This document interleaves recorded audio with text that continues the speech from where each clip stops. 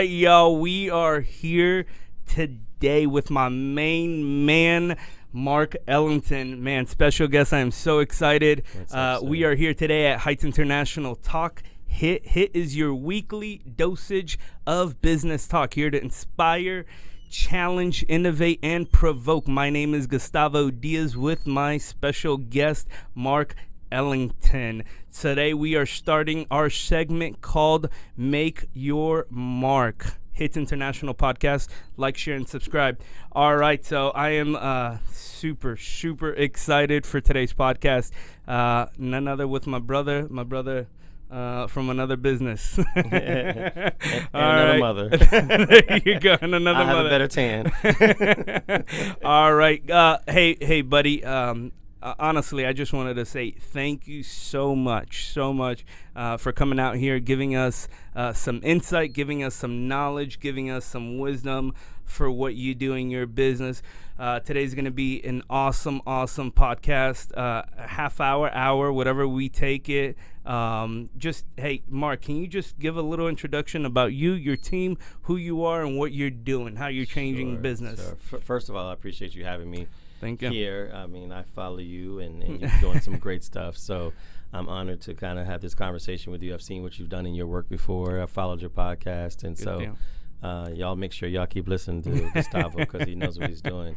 But yes, I'm Marc Ellington. I'm actually originally from Washington, D.C. Born and raised for a while. And then I moved out to Texas for a short period of time in San Antonio, for all you people out there in San Antonio. Ended up going to University of Texas for a year and then transferred back to University of Maryland and have been there since college. And so I have a home in Maryland, right outside of D.C., about 15, 20 minutes outside of D.C. in the suburbs. I have been in real estate now for 19 years. 19 years? I started when I was 12. Oh, my God. Are you serious? I started when I was 12. Right. All right, we're gonna need some more feedback about that. 19 years, started when you were 12. What were you doing? Does Monopoly count? Yeah, I was playing doors. Monopoly at 12. Monopoly. There you go. I was playing 12. I was trying to get Parkway. Yeah. So I was, I've done this for 19 years. I transitioned out of another career, which we can talk about,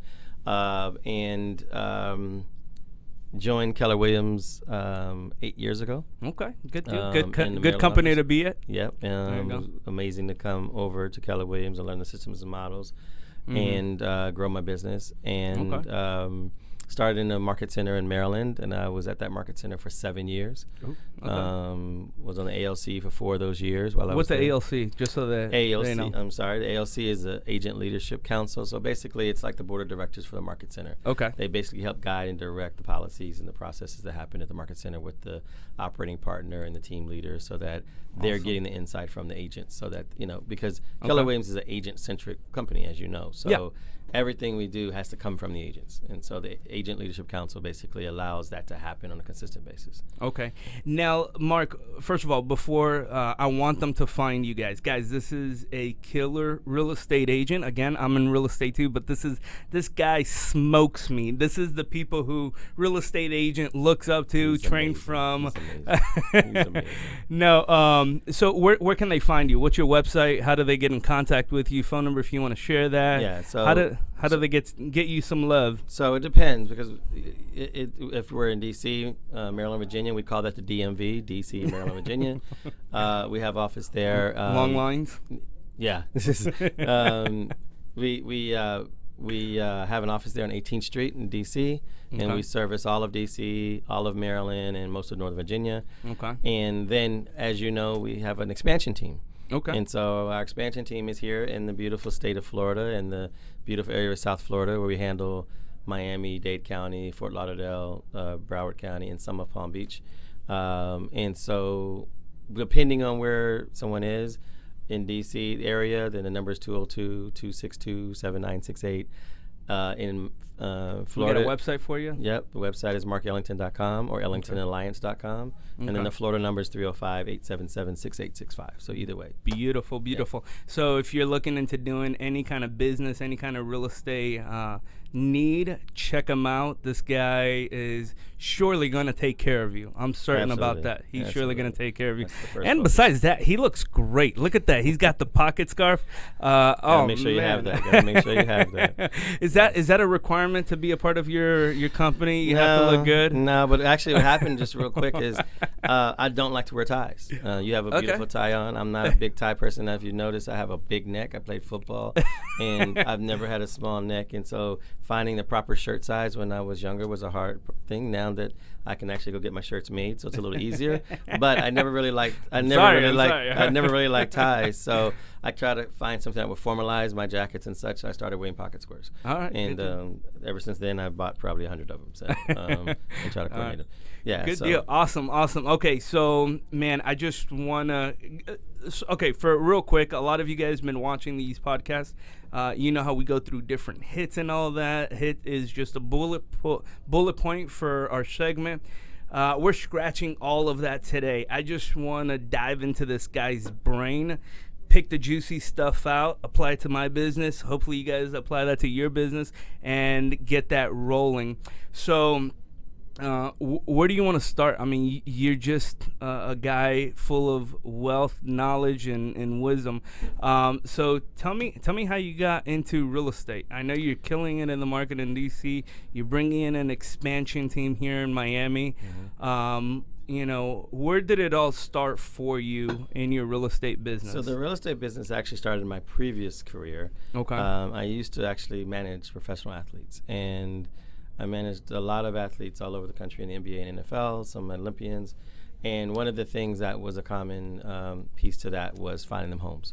And so I would work with agents. That's a good gig. Yeah. I mean, man, if any real estate agents out there, I mean, that would be like the dream, be that ambassador for the NBA. Sorry, go ahead. Yeah, no, it was working. So I managed athletes in their sports and marketing and business applications. And one of the things was to help them, when they got traded or signed or something, is help them find a place to live.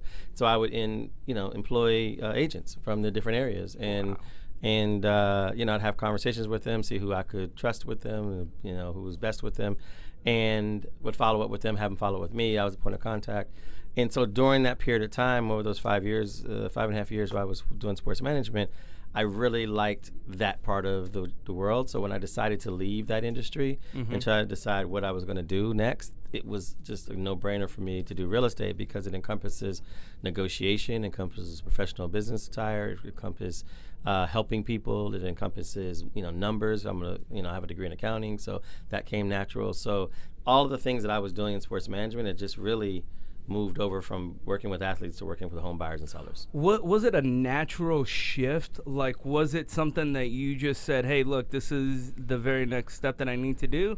Or was it something that needed a lot of thought, a lot of convincing, a lot of prayer just to go in and get into? Well, first of all, prayer starts everything. We know that. so definitely a lot of prayer. But I was actually in a crux of my life because I was in the middle of getting a divorce. Okay. So I had to make a decision because I had 2 kids at the time. 2 little kids. I still have 2 kids. 2 little kids at the time.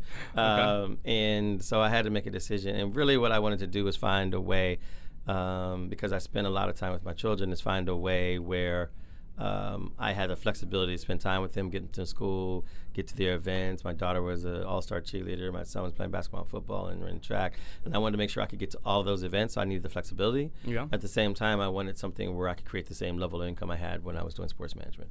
And this was really the only industry that I could find, and it was a natural transition, like I said, because I had the skill set for this industry. So it made sense for me to do real estate. That's awesome. Now, okay, so you're in the sports realm, and then you start helping a lot of people, a lot of your high-end clientele, which I'm not jealous. I'm not a jealous guy. Who would definitely want to help sports guys find homes and stuff like that. Not me. I wouldn't want to do that. But okay, so now you make the shift into real estate. Was it all easy and dandy? I mean, did it come natural to you? Is this something that you were just like, oh, okay, I have all these wealthy, really good clientele? Did it just come natural? I mean, so I would say it originally came easy because I was blessed enough to, in my neighborhood I was living in, they were doing a new development. And so I just went to the builder and said, hey, I'm in real estate and I want to sell houses and you've got houses to sell. Can I sell your houses? And he said, yeah. Like it was like the first listing appointment. I didn't know what I was doing. And he said, yeah, he had 5 custom homes that he was building. And wow. he had a model and he basically said, here, go do it. Okay. So that was kind of my entree. So yes, that part was easy. Then after I sold those 5 houses, it became complicated because I had to learn the business all of a sudden, and I had to learn how to get clients, how to service clients. I went from 0 to new home development, which is different, as you know, than resale. So then I had to learn the resale part of it. So we went through some shakes and ups and downs regarding the industry and learning. But I'm big on mentors and coaches, so I did go find a guy. His name is Quay Williams in Maryland. Okay. Older guy, been in the business, I think at the time, for 30-something years. And so I connected with him. And he became my mentor, and he basically guided me and told me what to do and how to do it. I could always ask questions with him, and so he helped a lot. Question for you: is this a real estate coach, or is this? No, he owned a brokerage. He owned a brokerage. Yeah, he owned a brokerage, a different company, but he owned a brokerage. And he was your coach. Well, he was my broker. So he was your broker. Yeah, he was my broker. But when I went to go talk to him, he said, "I'll help you do anything, and any questions you had," and he did that. And I stayed with him until he died, actually. Wow. I stayed with him probably for about, I don't know, maybe 8 years. He was older when I met him. So wow. Maybe like 8 or 9 years later, he passed away. And after that, it wasn't the same. Like, there was nobody else there. So then I'd moved on to another brokerage. Okay, good deal. How important is having basically like a coach? Again, he was your broker, so I get that. But do you currently have a coach right now, someone who mentors you and who guides you right now in business? I've had coaches the whole time. I believe in coaching. I came from, previous to this, came from a sports management background. Okay. And one of the things I analyzed is that every one of those athletes had multiple coaches.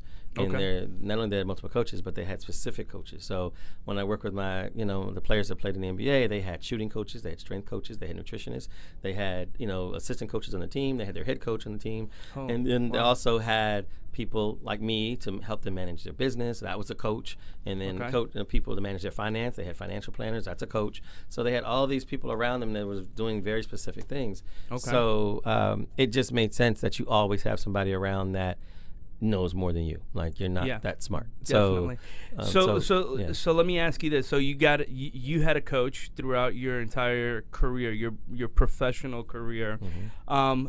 Should I limit myself if I'm looking for a coach, right? Let's say I'm an attorney or I'm a public adjuster. Should I get a coach? Absolutely. Now, does it have to be directly related to my business? It has to be where you are. It should be related to where you are in your business. All right, break it down. Break that down for me. So, I just hired another coach, right? Actually this week. Okay. And I specifically was looking for a coach that had massive experience in expansion, because that's one of the focuses I have. And I was looking for it. I interviewed a whole bunch of people, and I actually finally found somebody Monday.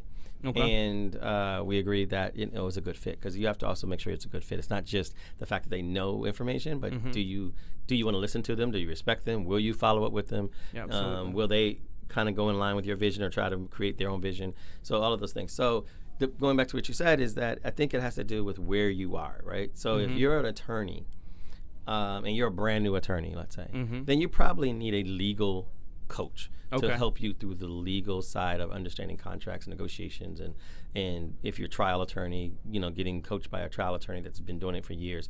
But if you have a practice, maybe you already have that expertise and you don't really need that, but you may need someone to coach you in the running of the practice and the running of the leverage of hiring people. Same thing with kind of like a business coach. A business coach, right? But I have a friend of mine who's a dentist, and he is based in Orlando. A really good guy, and he practiced for 20 years, 25 years. Has a very successful practice in Orlando, and he got married. He had to do some things up in Maryland, and he decided to become a coach. Okay. So, but the coaching of it wasn't so much him coaching dentists to pull teeth or to clean teeth. His coaching was he had a successful practice, and he realized that there are a lot of dentists out here that have struggling with running their business. Okay. So he decided to be a coach. So he's specifically about running the business. So it depends on where you are, in that. And then there's mindset and transformation coaching, which I think is critically important. And so, you have to have somebody, because being in business, your mindset is the key ingredient to your success or your failure. Okay, so I love that sports analogy, right? Mm-hmm. Where you said, one player can have multiple coaches shooting, defense, or what, I can't begin to name all the coaches. But I can totally relate that in business, right? Right now I have a financial coach, mm-hmm. someone who looks over my finances, mm-hmm. makes sure that my expenditure is not too crazy, mm-hmm. And then I also have a accountability coach, mm-hmm. someone who tells me, hey, look, you're in the right track. I also have a spiritual coach. I mm-hmm. think that's really, really important for my. That's where I was talking about the mindset and the spiritual transformation. Yeah, someone who just makes sure that my mind is great and I'm on point to where I need to be. Yep. And then I also have a very specific related real estate coach, right? Someone who says, hey, you should see it from this point of angle. So I love that you're tapping into that. Now, let me ask you this. My spiritual coach, he doesn't charge me. Mm-hmm. Should I financially invest in some of these coaches? Should I? Because I know, there are people out there, me included, who are paying up to $1,000 a month on a coach. Would you recommend that? I think that there's going to be people you have to pay. Okay. And there's people that you have to pay because they're worth it. They have value. Absolutely. They're adding. If that person is adding value to your life and your business, then there's some kind of compensation that's due. Okay. What that is, it could be somebody maybe not charge $1,000, maybe they charge $500, maybe they charge whatever. But you have to decide if what the value they're adding, because if you're paying $1,000 a month toward a coach, what's the return on that? And exactly. There has to be a return that goes with it. So you're definitely going to pay for coaches. I mean, in the same time, you have people that are in your life that is not about charging. It's about mm-hmm. fortifying your life, about adding value because they care, because they want to, because it helps them help you. And so I have people like that too, that basically one of my best friends, he's kind of an accountability coach just on decisions, mm-hmm. and we go back and forth. He has issues, I have issues, we talk to each other. So there's no compensation there, but it is somebody, he actually cares about my life. I actually care about his life. And so you use that as a direct accountability so that you can be black and white and clean and transparent mm-hmm. with that person, and they know what's going on with you, because you don't want to get into a situation where you have somebody you're relying on to help you and you're not telling them everything. Gotcha. Because they're making decisions based upon lack of information, and that's not going to help you. Yeah, that doesn't give them the whole picture to see how that they can paint a picture in your life. Right. So, and I totally agree with you have to do at the end of the day, see what's your ROI on this coach. Mm-hmm. So if you're going to put $1,000 a month, that's $12,000 a year. You may think that, man, that is a lot of money, and it is. $12,000 is a lot of money. But if they can go ahead and implement something that can change your business, and by you making that small change, it generates $60,000 of business. Mm-hmm. Was that worth it? Absolutely. And when you're looking at the cost of it, you have mm-hmm. to, like you said, go to the return on investment, but also like, what is that real cost, right? So Absolutely. If it's $1,000 a month, it's $250 a week, it's $50 a day. Mm-hmm. How much do you make a day, right? So if you break it down and say, realistically in my life, I make $500 a day. Yeah. So is it worth $50 a day to have somebody that's got your back and can help you go so that you can go from $500 to $700? Mm-hmm. Or is it worth to save that $50 and you stay at $500 the rest of your life? Exactly. So you've got to look at it from that standpoint. Yeah. Whenever someone is telling me, hey, man, I really don't need, I don't want to get a coach, or, I don't want to invest in that tells me two things. They haven't interviewed enough people to see the worth in that person. So what I always say, continue searching for that person that you're willing to spend that kind of money in, or investment, or time, or sweat, or whatever it is, that you're willing to be completely vulnerable. Because that's the important aspect of it is, you got to be vulnerable. And a lot of people, especially in business, they don't want to say, hey, look, this is where I suck at. This is where I'm great at. This is, it's painting the proper picture for them to give you a clear understanding. Now, let me ask you this, Marc. When do you say, hey, now it's time for me to be a coach? Because, the reason why I'm having you here is so I can learn. I'm not talking about for all my, the viewers out there. I'm doing this solely and just for me, because I'm trying to suck whatever I can out of you. But when do you say, hey, look, it's time for me to coach someone else? So I think that I naturally coach people. I think that's just part of my human nature. Totally. I can totally see that. But what I decided to do was, the good thing about here at Keller Williams, we have this thing called a Keller Williams opportunity map. And in that opportunity map, there's all these different facets of business that you can go into. So you don't have to be a real estate agent for the rest of your life, right? So I can do all sorts of things and stay within the industry of the real estate. And so when I looked at that, coaching was part of the opportunity map. Like, do I go and be a bold coach, or do I go and be an accountability coach, or a MAPS coach, or a transformation coach? I could probably do all of those, right? And so easily, I looked at all of them and was like, it's not really where I want to focus on. Mainly because it ties my time, and I'm very time oriented. So what I decided to do in looking at the opportunity map was expansion. And one of the things that happens with the expansion is that you're actually expanding and helping other agents grow. And that's where I'm applying my coaching. So the people that are working with me here in Miami are getting coaching from me.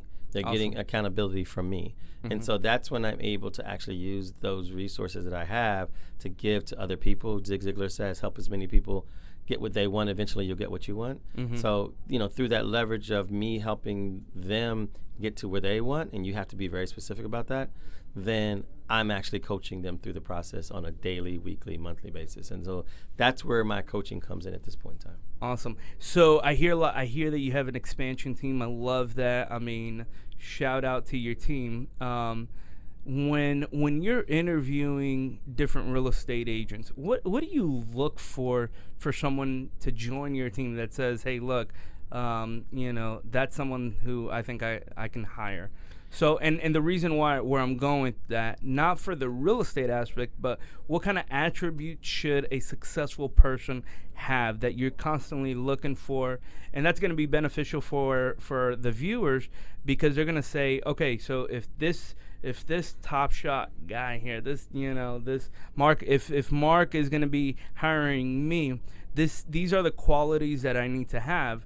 And if these are the qualities that I need to have to join Marc's team, maybe these are the qualities that I need to have that current client. Right. You get where I'm going at with that question? So I think the first thing that I've realized when I started interviewing and hiring people was we have to both want to be there. Like, so any relationship, husband and wife, girlfriend and boyfriend, you have to be there. And I look at the same way within business, is that we both have to be there. Okay. So because you and the agent. Me and the agent both have to want to work together. Want to be together.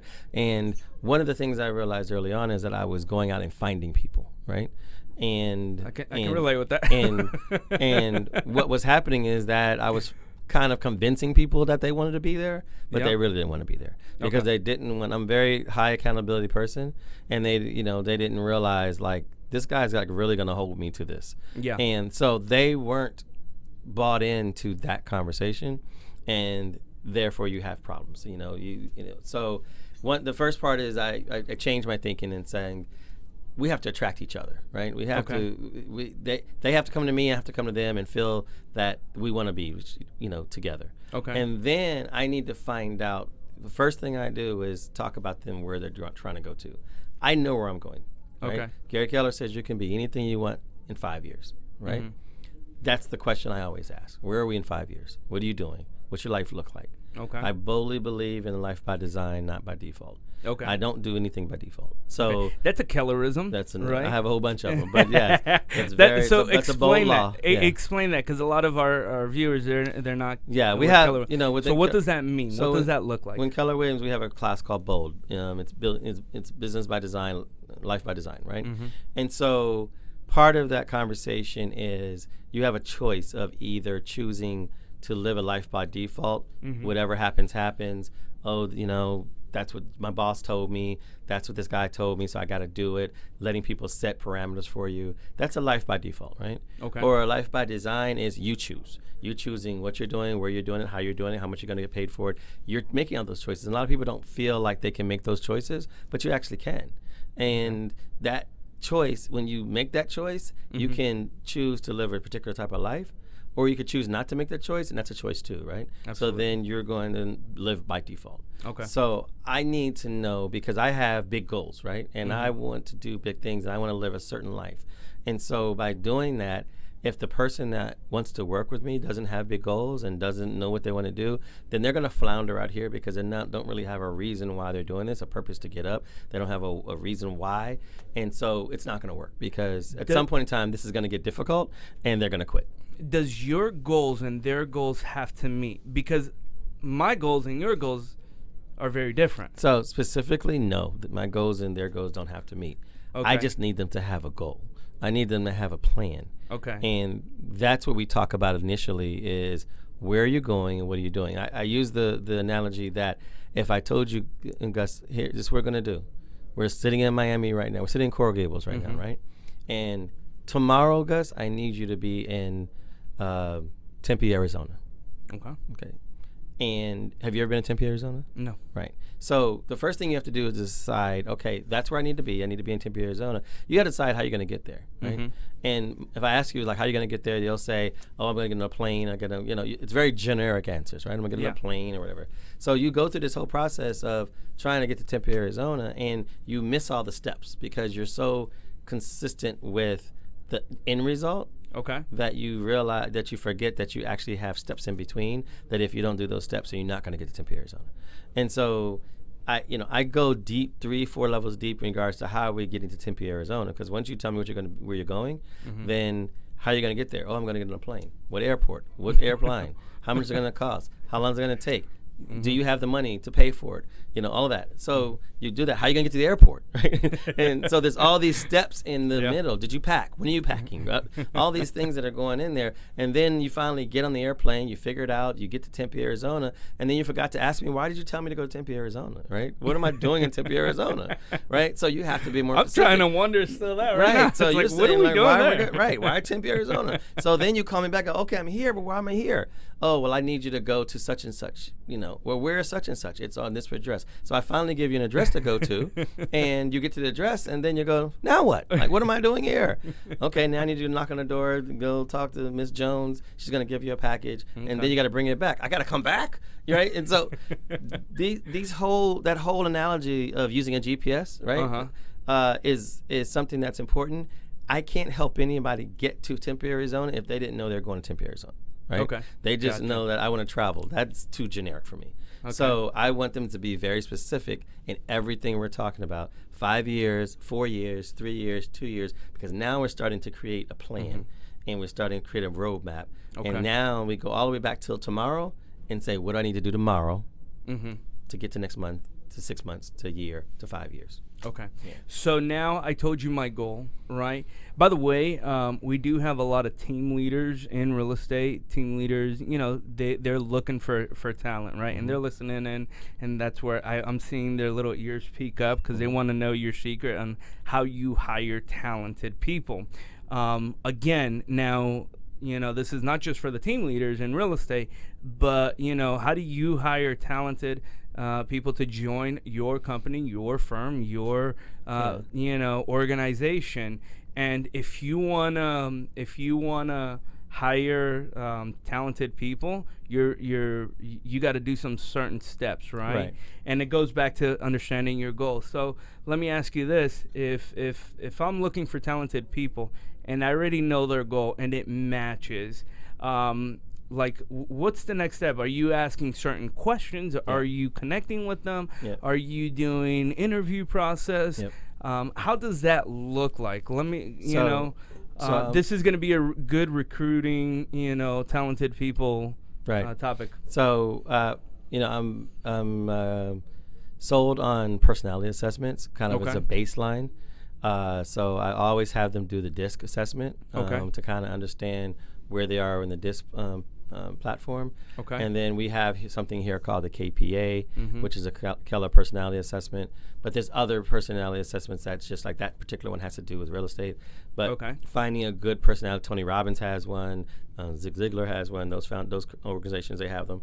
So finding a good personality assessment that can work within that particular field, and having them take that, and then not just take it, but review it with them and go through it to see what it says, and have a discussion. Because one thing I think people do is they do interviews by telling people what they're going to do, right? Yeah. And the problem with that, again, going back to what I said earlier, is that maybe they don't want to do that. Like maybe they didn't buy into it, but now they're like, I want to work with you, so I guess I'll say yes, but they really don't want to do that. So you need to have a conversation with them that's deeper about why and where they're doing and what do you think about it and how they get here. And it goes into even like where have you been and what mistakes have you made and what's been good decisions and how have you made them and how they hurt you and how they helped you. So my process is four conversation interviews that we get into different parts of life and business and such. And by the end of those four, I'm going to be pretty clear about who I'm talking to. Okay. And they're going to be pretty clear about who they're talking to.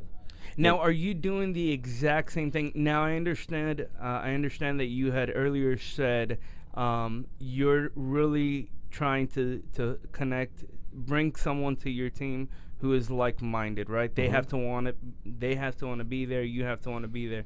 Now, what if they're not yet 100% sold, right? Let's say you have that Tony Robinson that he's going to be a killer person for your team. He's going to be 100% successful. It just it just matches. What do you do? Do you bring them on your team? Like do you attempt it, or you just move on to the next person? And that goes along with, I think, what time do I have? Because if I'm investing in this person, I know that they're kind of at the beginning stages, or what they call emerging talent. Then I've got to be committed to get them to where I need to get them to. Okay. But yes, they have to be willing to do that. But I have to be willing also, because they're not going to do it by themselves, and it's going to take too long to have them kind of do a trial and error. Okay. And so you do have people you meet, and I've met recently that you're like, wow, like you're amazing, and I can see the opportunity. Yeah. But I have to be saying, okay, Marc, are you really willing to give this person what they need to get there? And if I say yes, because I'm so sold on that person, then I'm in. If I say, I don't know, I'm got this little red flag, then I'm not in. Because even though they might be a good person, and like you said, it might be an opportunity that's there, it just may not be with me. And then you have cul-de-sac talent, which is something hired for a particular job that they really have the skills right now, and they really probably don't have too many other skills that they're going to create, because that's just where they are. And so then you decide, do I need cul-de-sac talent? Such as when I hire transaction coordinators. They're never going to, I don't ever need them to be anything more than a really good transaction coordinator. If you don't know what a transaction is, it's just like a real estate admin for the paperwork. Like an executive assistant that handles all the paperwork. So I need them to stay there. Like, I don't want them to say, okay, now I want to be, a super agent, because then that goes away from what I really need them for. So sometimes you don't hire off of potential, you hire off of current skill level. And say that again? Sometimes you don't hire off of potential. You hire off of where their current skill level is. And you want them to stay there. And so an executive assistant or a transaction coordinator is somebody that you want to stay there and build with you, but they're not going to really leave that position. But you're not saying that you want them to stay there at that level. No. But that role. You want them to stay at that role, but you want them to be the freaking best transaction coordinator, correct? Right, because as my business grows, I'm going to need more transaction coordinators. So which means that if I get the best transaction coordinator, they can then hire some other transaction coordinators to represent to help them do what I need to do. So they're still transaction coordinators. They may be the director of transaction coordinators. Okay. But they're going to grow in your organization. You're not going to like force them to be at the entry level for the rest of their career. No. Okay, got it. Yeah. Okay, just wanted to clarify. Yeah. All right, good deal. So I mean, you're hiring rock stars. You're looking at, you're talented. Again, the episode is make your mark, right? Make your mark. How does someone make their mark in this society, right? In real estate, I mean, there's tons and tons of competition. Litigation, attorney, there's tons and tons of competition. If you're a plumber out there, there's tons of competition.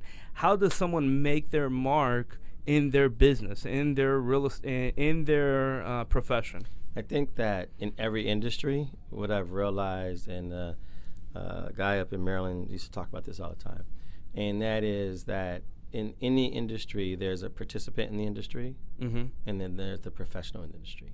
Okay. And your goal is to be the professional and to be seen as the professional. Okay. But most of the time, people stay in that participation role where they are participating in almost like a default that I'm a real estate agent, or I'm an attorney, or I'm a plumber, or I'm an accountant, or I'm a whatever you are, and you're staying in that role. And so what happens, especially in this day and age of technology and everything at your fingertips, is that people have more information than they ever had, right? And so you can't just be a participant and achieve at a high level because you're not giving any more information than the person already has. If they can Google or search or pull up or Wikipedia anything that you're saying, then where's your value to them, right? Okay. But if you look on the other side and say, I want to be the professional, I want to be seen as the professional, that means that you're going to take the extra step to get information and be available and be a better resource than what they can get naturally. And by doing that, that's when you make your mark, because people then start to say, I'm only going to use Gus as my real estate agent. Why?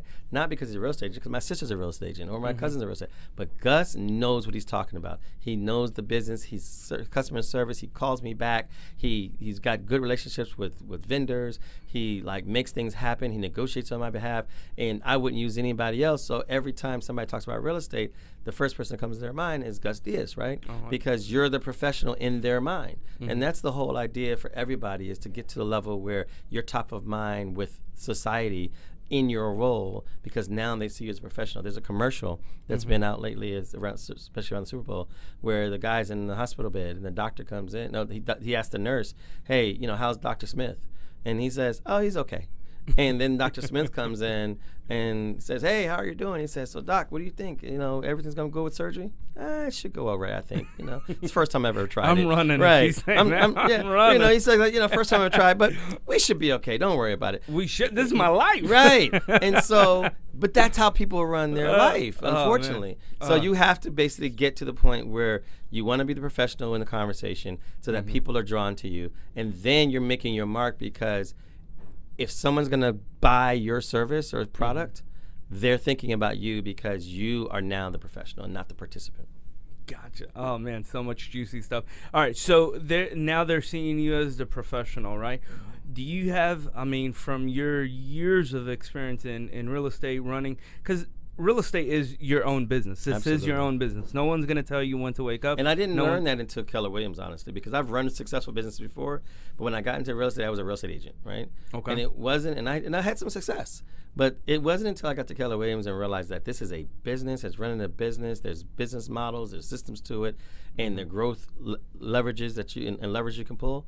It's a business. Yeah. It's a business first. How are you, you talk about, Keller Williams and all that. How are you with systems and model? What do you think about systems and models? Do you have a systems and model? If you don't have one, do you implement one? Yeah. Do you go looking for an established business model already, an established system? So what's your take on that? So that's why I came to Keller Williams, because they had established models and systems. And at the time that I came to Keller Williams is right after the recession that we had back in 08, 09, 10. How was it for you during the recession? Oh, I was going broke. You were going. Yeah. So you came to Keller Williams after the recession?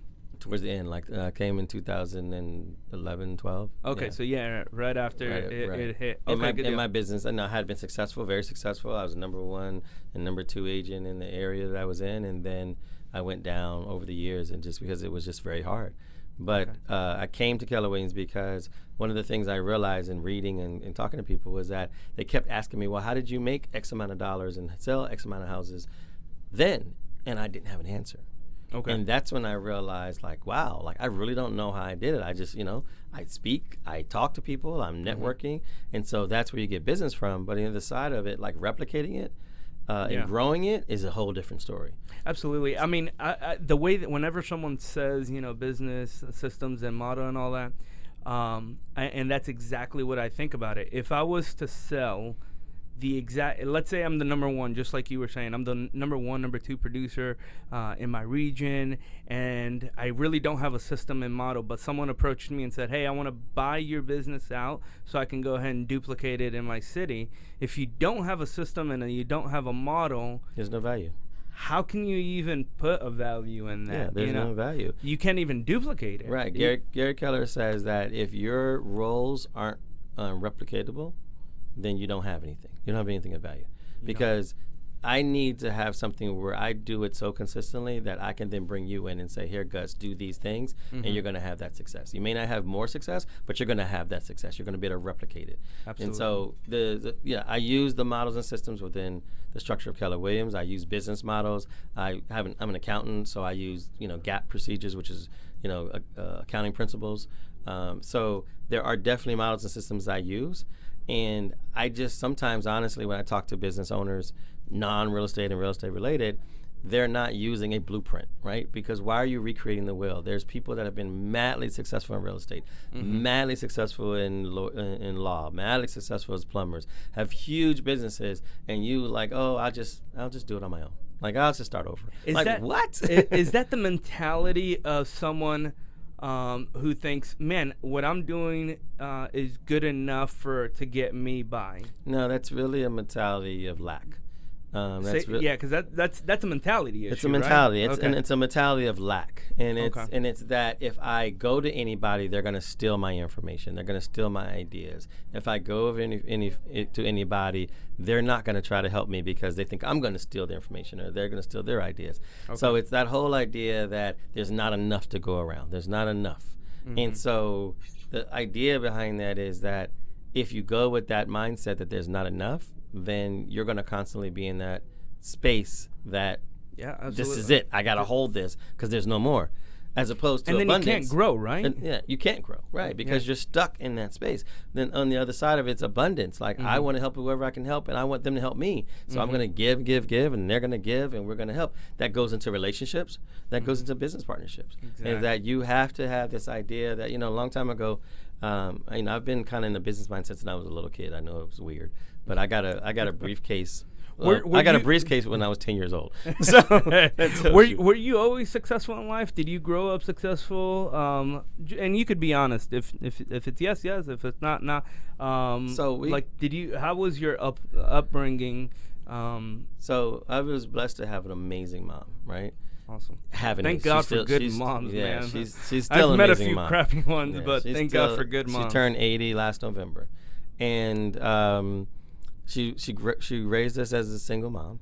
There's 5 of us, and we're from Southeast DC, so that's the hood. That's what it is. And so coming from that background, it's a low income, it's a black community, that's the hood. And now it's all being built up down, 40 years later, it's all being built up. But the point is that we came from a space that didn't have a lot, but I will tell you, Gus, that I never felt like I didn't have a lot, right? Okay. So, we had what we had, and my mom always taught us that we could be whatever we want and do whatever we did. And the one thing she did was make sure we had a good education. She was so focused on that she said, if I get you a good education, you do whatever you want. And so education became a primary piece of it, and a primary piece for us to make decisions. And my brother went to the Air Force Academy, and we all went to college, and we've all had successful lives and raised families and things. So albeit that I still am proud that I'm coming from Southeast DC, that's a mindset too, right? Awesome. I'm from that space. I will never not be from that space. but at the same time, it's a mindset to stay there because it's a lack piece. Now, do you think, because, so I didn't have the best upbringing either, but what I did notice is I had a good upbringing. The what? I had a good upbringing. No. I'm not saying I did. Just in case you're watching, Mom, I didn't say that. I had a great upbringing. Oh no, I disconnected my mic here. Look at that, you made me.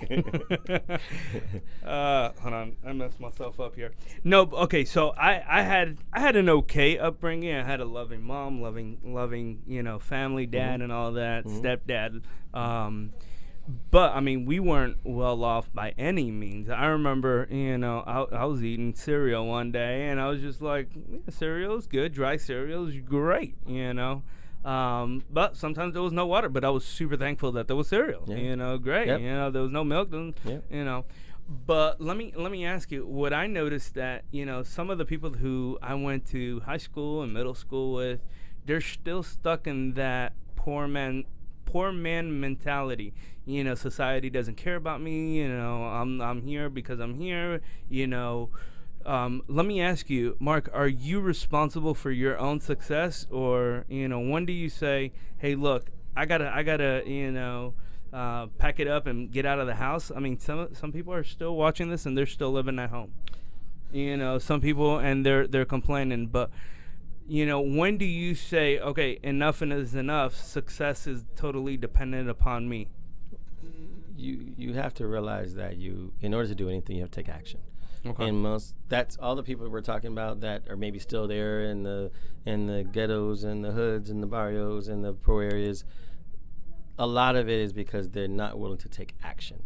Okay. And so whatever that action would be, right? Any action creates other action. So I think that, your question was, am I responsible for my success? Mm-hmm. I believe that God has a plan for me. Absolutely. And I believe that I'm aligned with that plan. So from that standpoint, I'm not responsible for my success. Mm-hmm. But from the standpoint of implementing and doing, faith without works is dead, right? So without me not doing. Oh, it's getting biblical tonight. I like that. Without me not doing, then there's nothing that's going to happen. Okay. And there's this amazing plan that could be laid out for me, which is, but if I'm not willing to take the action in order to bring it to fruition, then I'm just going to be stuck. And so a lot of the people that you're speaking about either have not decided that there's a better plan for them and they're willing to take the action, or they become again back from the lack conversation where they are saying, I don't know what to do. I don't have the resources. I don't have the money. I don't have the time, where it's really not about that. It's really about you getting up, making a decision, looking at your life and saying, I don't want to be here anymore. I want to be there, and saying, what steps do I need to take? And then finding somebody. You might have to go find somebody. Hey, I need a ride. Can I get a ride there? I need, a way to go. I need a suit. I need, there's got all these, and there's, I give back a lot. You probably give back a lot. Mm-hmm. And there's all these programs to give suits and rides and haircuts and all this stuff. And then people don't do anything with it. So, you've got to take action. So I kind of set you up there, right? Because that's 100% the right answer. But the way, because this is for entrepreneurs, how many people do you know that are still in, let's say, since you're in real estate, how many people do you know that are still stuck in the shifting age? And what I mean by that is, I'm not successful in my real estate business because, the market hasn't caught back up. I'm not as successful because, they, and what I mean by that is they keep just making excuses as to why they're not successful. And when I was asking that is, man, how do you tell someone, look, you're not successful because you're not you're not putting the grit and the grind into your business. So is there some validity to that? There's a lot of validity to that, and so I don't accept excuses, right?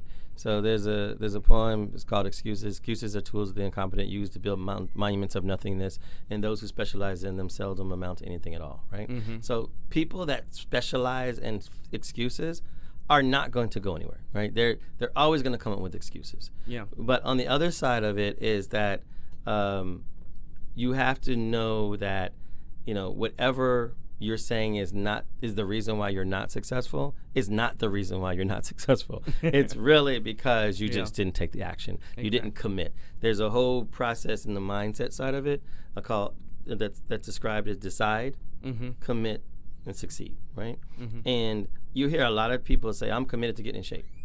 They haven't even decided to go to the gym.